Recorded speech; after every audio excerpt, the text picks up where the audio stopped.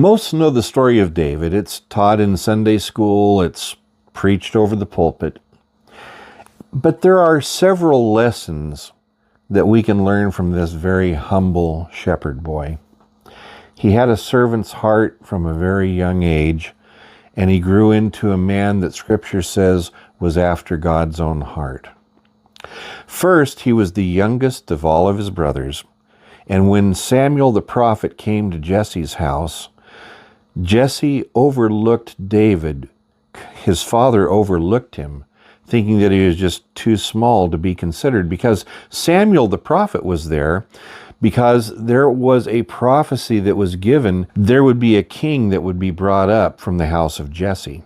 So one of those brothers was going to be made king over Israel. So David was out in the pasture tending the sheep while Samuel inspected all of the brothers, but Samuel looked at the brothers and he rejected each and every one of them.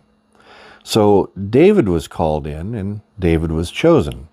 So it doesn't matter. You can't use the excuse of I'm too young. You can't use the excuse of I'm too old. God always uses the right person at the right time at the right age. Now, it may be that there's simply a preparation that begins.